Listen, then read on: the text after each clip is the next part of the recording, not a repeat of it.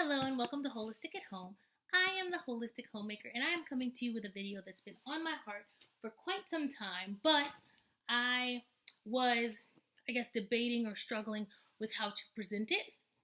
And some recent events caused me to feel like it couldn't wait for me to find out the most diplomatic or most, uh, I don't know, I guess just the most diplomatic or the most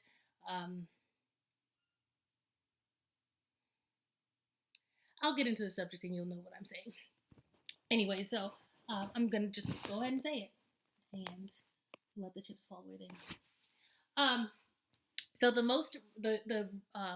event that caused me to feel like this was something that needed to be said now and needed to be put out there is the if you guys have social media, I'm sure you've seen that video of that old white man attacking those young girls, specifically the young black girls. So he was upset with them for not practicing social distancing, which is something he should have talked to their parents about as an adult.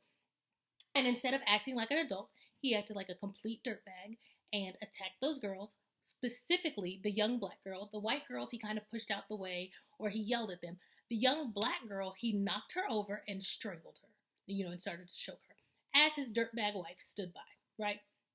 Now, my thought was, like, this dude is a complete dirtbag. My second thought was, there is no way that I, as a teenager, would have sat there and watched somebody on top of my friend, like, strangling him. Like, I would have jumped on his back. There's something that I would have done. I just would not have, hey, get off of her. Because if hey, get off of her would have worked, then he wouldn't have done it. If he was a logical person and you saying, shame on you, like he's a dirtbag. That's not, anyways. So I just feel like we need to protect our children. We need to protect our children. And I know you guys. So specifically, ADOS children, we need to protect our children. Nobody else is doing it.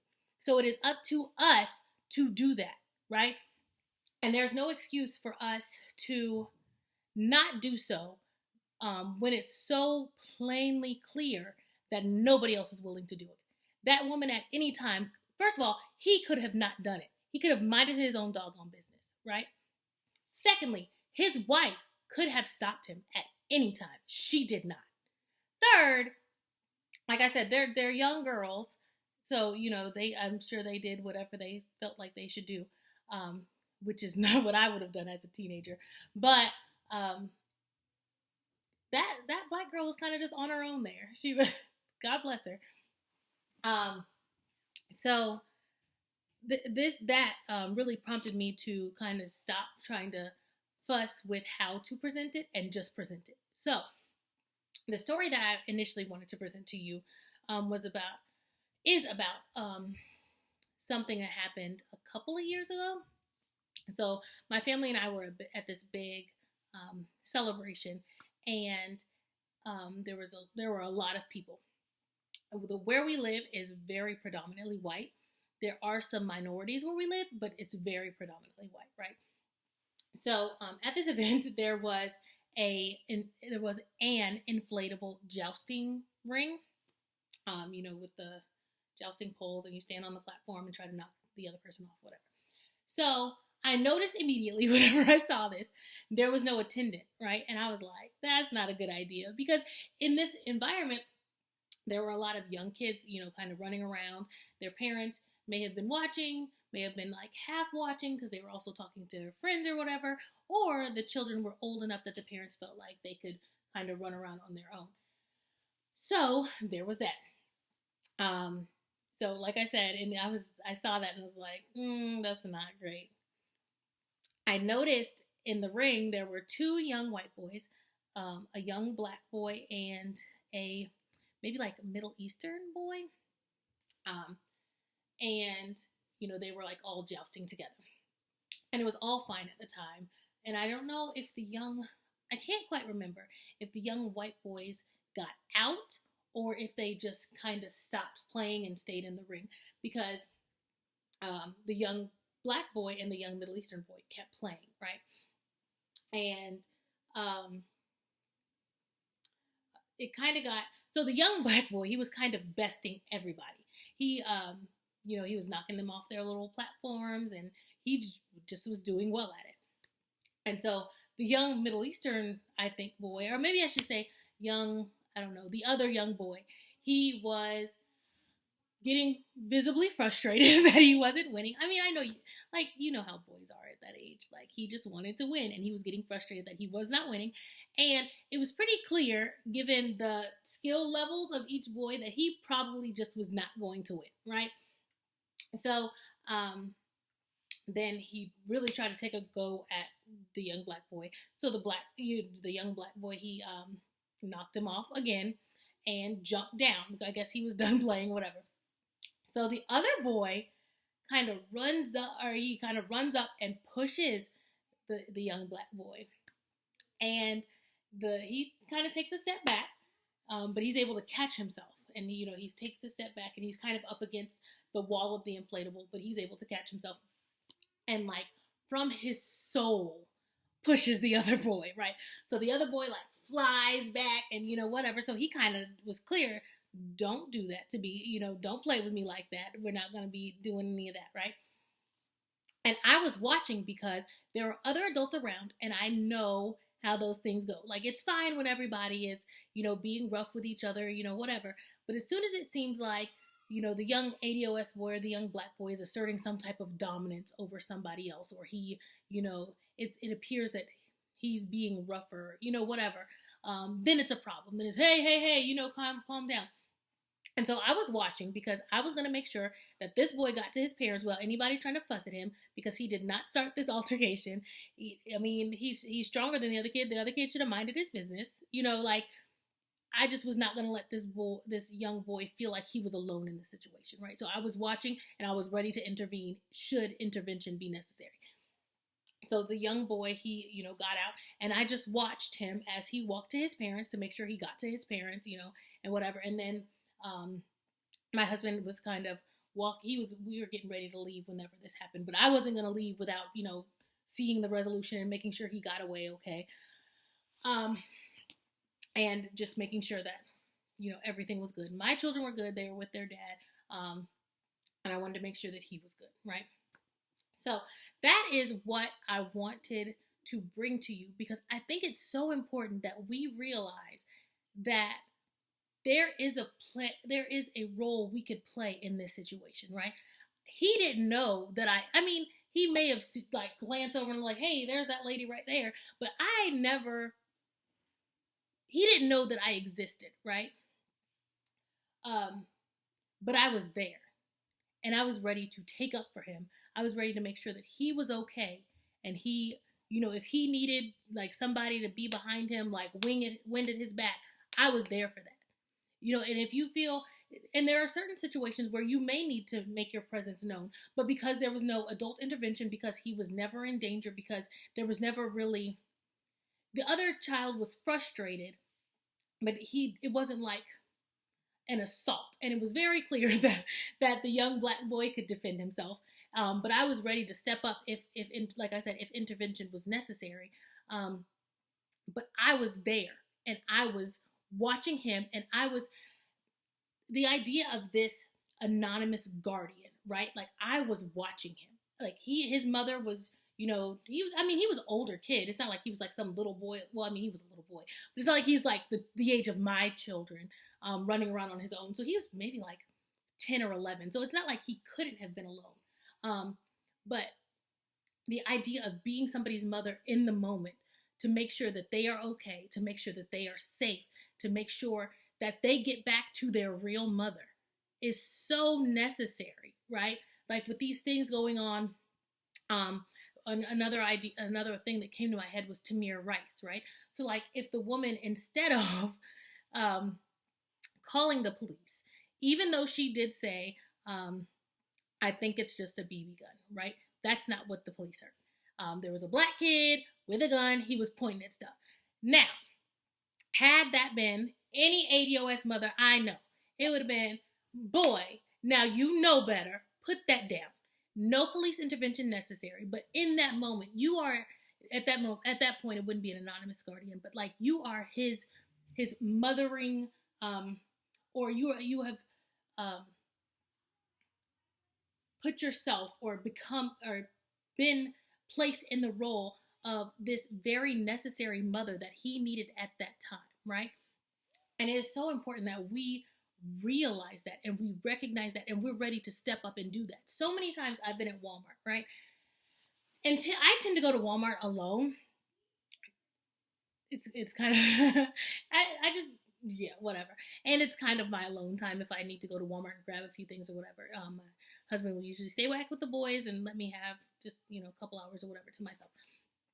And so many times I've kind of hung back as mothers keep walking and their child is too far behind them for comfort, and I will stand there and watch until their child gets back to them, or until the mother realizes that, and turns around. But I'm not going to leave knowing that this child, somebody, and I mean, there are times that I've been like, dang, somebody could snatch your child and run away, and you're so far ahead that you wouldn't even know it, But I also don't want to make the child feel comfortable talking to strangers, holding a stranger's hand. So I'll say, ma'am, and point to the little bit, whatever. So then it's interaction between me and the mother, not necessarily me and the child, because there's stranger danger, and I don't want you to feel comfortable, whatever. Anyway, but if it's just a couple steps behind, maybe I'll just take a couple beats and just make sure that your baby gets back to you, right? But it's so important that we recognize that role, respect that role, that we step into that role. There are so many times I've seen my mom do that, and it's just, and when I was younger, I was just like, but now that I am a mother, I pray that somebody will assume the anonymous guardian for my boys, that they will make sure that my boys come home safe, because frankly the world doesn't care, right? So we have to care. And I've seen my mom be that for boys. I'm going to post a poem that gives me chills every time I watch it, and it is about this idea of he says, MIB, Mothers in Black. The idea of ADOS mothers have always protected us, right? Like through slavery, through Jim Crow, through Reconstruction, through making sure that it doesn't matter if that's your daughter, that that's your son, making sure that that baby gets home to his or her parents. And unfortunately, I think some of that has been lost, but I do not think that we can't get it back. And I think that the things going on in the world have just like foot stomped the need for us to be that for each other. Whenever I go to a Christian college, and one of my assignments a few semesters ago was to talk about one of my favorite, or write a paper about one of my favorite Bible stories, and I guess the significance of it to me, and whatever. One of my favorite Bible stories. Thank you. I thought that was one of the boys coming in. Thank you, First Lady Daisy Scott at Harvest Temple, for this story, because I had this is one of those like little bitty nuggets in the Bible that like never heard of this person in my life. Rizpah, 2 Kings 21st chapter. Okay, it's a story about one of King Saul's wives. He had a lot of them. Because of the things that he did in the past, a group of his sons were murdered or killed, right? In recompense for things that he did. So that was his punishment, that some of his sons would be killed. So 2 of those sons were Rizpah's sons. And I am not going to try to say their names, but 2 of her sons were, her sons were 2 of the boys that were killed.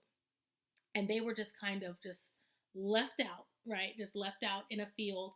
And there were, birds of, scavenger birds, whatever, trying to eat the bodies of her sons and the sons of other mothers, King Saul's sons. And she kept watch over not just her sons, but all of the sons for months to make sure that nothing happened to the bodies of those boys, that no scavengers, carry them off or, whatever.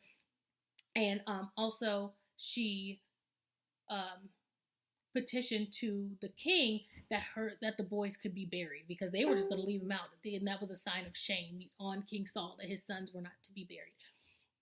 And eventually her petition was heard, and it went through, and it was granted that the boys could be buried. But the idea that she didn't just watch her sons, she could have, because for months she watched over these bodies. For months she protected. And where were the other mothers, right? So like for months she stepped into a place that she didn't have to, because she could say, if they didn't care enough to protect the bodies of their sons, why should I? I have 2 sons to worry about, right? And she's obviously grieving because her sons were killed. I could say, like, these kids have mothers, I have my own children to watch. But at some point we have to recognize how valuable our children are together, right? How valuable they are as people, because they are their own beings.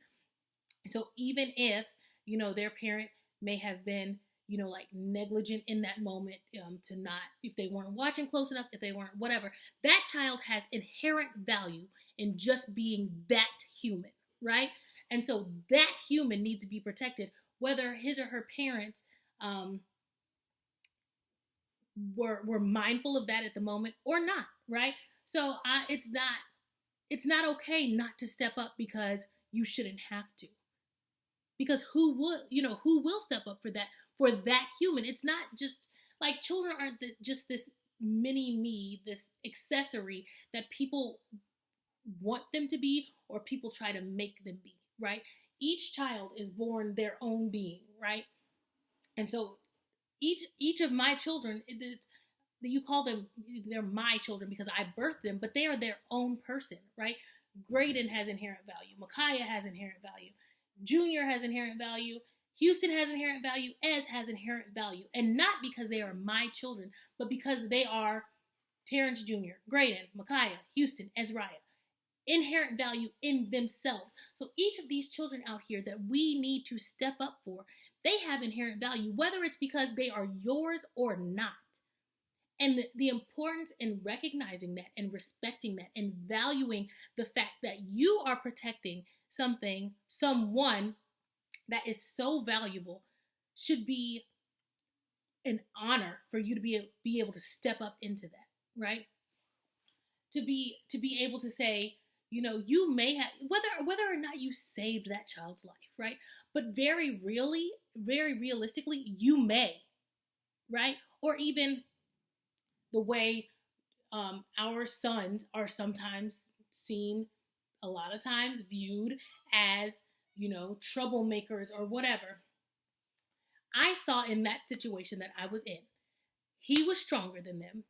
He wasn't picking the fights, but he was winning them. And I knew how that would have been perceived, right? So being mindful of the way things look to outside viewers, whether or not that's the truth, and being able to stand up for the truth, that is so important. Because had, say an adult would have intervened, right, and saw him overpowering the other child, right? So now, instead of him defending himself, instead of him, it being a game, right? Now it's, oh, you're beating up on the or the smaller children. You're doing such and such, making him feel as if he was a bully when he was not. If anything, it was the smaller kid who was upset and was, venting his anger that he was not winning and bullying because he wasn't winning, right? But the way that outsiders perceive our children can be so detrimental, and to stand up against that, to stand in the truth and be willing to stand up for the truth for our children is so important for their self-esteem, for their safety, for their health, for everything. And we need to be willing to stand up for that. Like I said before, the doctor's dirtbag wife could have stopped her husband, but she did not. She could have stood up for the right thing in that moment. She did not. She is just as guilty as he is, because she did nothing knowing that he was wrong. And to know that in a group, it's one thing to do something when you think you're alone, right? But to do that when you know people are recording, when you know people are there, just echoes how much you really do not care, right? The fact that he did that in front of people while being recorded in the year 2020, when you know everybody puts everything on the internet, shows that he did not care about that girl. He did not care what happened. He was so focused on attacking her, assaulting her, abusing her, that he did not care about the repercussions of what he was going to do. So we need to stand up for our children, because okay, it wouldn't have went that way if, okay. But it's so important that we take this internal vow. You don't have to write it down. I don't need you in the you can in the comments say, I am going to be an anonymous guardian, right? But it's not something that you have to publicize. This guy, I talked to my mom about it, but nobody knows before now that I've taken this internal vow that this is what I'm going to do. I'm going to make sure that every ADOS child that I can see, that I have eyes on, gets home to his or her mom the way she sent him or her out, right? So if your baby is out and something happens that has your baby in jeopardy, has your baby in a position that, is not the position they need to be in, and I have eyes on it, I'm going to do what I can do to make sure that your baby gets home to you. I'm really hopeful that more people are willing to step up like this. I'm really hopeful that we are all willing to step up like this, right? Because that's how we've gotten to the year 2020. Because very really, historically, it's been, us having to protect ourselves from outside forces. Somebody could do anything to your son. Somebody could do anything to your daughter with impunity, because while there may have been laws against it, the all-white juries weren't convicting anybody of anything when it came to lynching, abusing, raping, whatever, black bodies. White people, historically were getting off for whatever when it came to black bodies. So we need to remember what got us to 2020 is keeping eyes on our children, making sure, okay, I'm watching, little whoever, I see what's going on. If I need to step in, I'm here to step in. Now, I'm not telling you to whoop nobody else's kids. I'm not telling you to snatch nobody else's children up. It's not what I'm saying. Remember, I said anonymous guardians. So that little boy did not know that I existed. But because I was there, he was safe. Those little children at Walmart, the children wherever that I have eyes on until they get back to their parents, they don't know I exist, but they are safe because I am not going to let anything happen to them. If I need to, yell out to their parents, hey, your baby's behind you, your baby is, then I will do that. But if there's a couple steps, whatever, I'll just watch until they get back to them.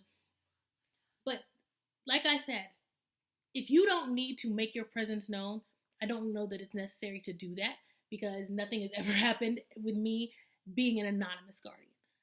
I don't need the praise for watching your children, because I pray that people think of our boys that way. Like, my children are not dispensable. They are going to make sure my babies get back to me. Your children are not dispensable to me. I am going to do what I can do to make sure your babies get home to you. That is a vow that I have taken. That is a vow that I take seriously. When I'm out, I have eyes on. I'm making sure, okay, right? So I pray that you guys have seen the poem. I'm actually going to post the poem first, kind of as not really a teaser, maybe like a little appetizer for this video. I pray that you all are having an amazing day. I pray that you all are willing to step up into this role of anonymous guardian. And it does not have to be just you're an ADOS person. But if you can look in the news and see what is going on and realize the fact that it would not be happening, the fact that he did not choke any of those white girls that were yelling him and cussing at him, but ran straight for the black girl once he got them out of the way. Like, if you can look at that and see, that would not have happened to anybody in that group but that little black girl. You need to vow to be an anonymous guardian. Now, if you can say, oh, well, I don't know, maybe there were extenuating circumstances, we don't need you in the group, because we don't need anybody who's going to water down the truth. We don't need anybody who's going to say, well, maybe that little black boy deserved to do whatever. No. If you rolling with MIB, we need to make sure that your intentions are pure. We need to make sure that your mind is set on protecting us. We don't need excuses for why we don't need protection. We already have that. So if you are here to make sure that these little ADOS children get home to their parents the way they sent them out, don't let nobody get drugged. Don't let nobody, like the way their parents sent them out, that's how we're getting them home. So we need eyes on. We need not just, his poem was about mothers, but fathers, men are very necessary. So that's just what I wanted to come to you guys with. Like I said, I take this very seriously. I am the mother of five ADOS boys in this country. Terrifying to know that what happened on that video is happening in 2020, and people excuse that. Oh, well, they were cussing at him. There is no excuse for what he did. Absolutely none. And we need more people who will speak out against that. More people who will do something about that. So, like I said, I have taken that vow. I pray that you all take that vow. If you're eligible, like I said, there are some. You are ineligible to be in the group if you're going to be making excuses. You are ineligible to be in the group if you are not ready to step in and stand in the truth. If you are eligible, though, I pray that you take this seriously. You are very literally saving and changing lives, even if it's not physically saving a life, like snatching them from out in front of a car.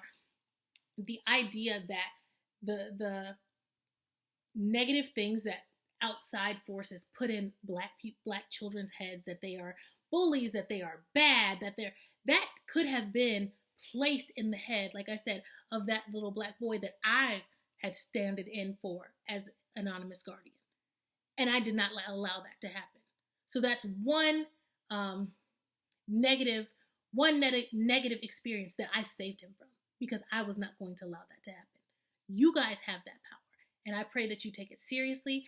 I pray that you stand in that power and that you're willing to walk in that power.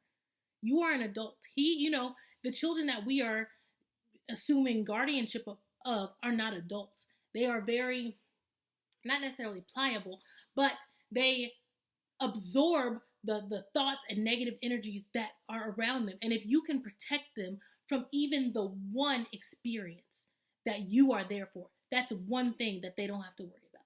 That's one bad thought about themselves that they don't have, And so it's a beautiful thing. It's an important thing, especially today. So, like I said, I pray that you all are having an amazing day. I pray that y'all are ready to walk in being an anonymous guardian. If you're eligible, if you're not, move along. We don't need it. I was going to say thank you, though, but no, I don't mean that. We don't need it. Okay, so if you are willing to be an anonymous guardian, thank you so much. Our children need it. As a mother, I thank you, right? And I pray that you all, whoever you are, like you, I'm looking at you, I pray that should your children ever be in my presence, I am watching, I am willing to stand in, I am willing to step in to make sure that your baby gets home to you the way you sent them out. Okay? All right. I hope you guys are being productive. I hope you're having an amazing day. Be patient with yourselves and each other. Give grace to yourselves and each other.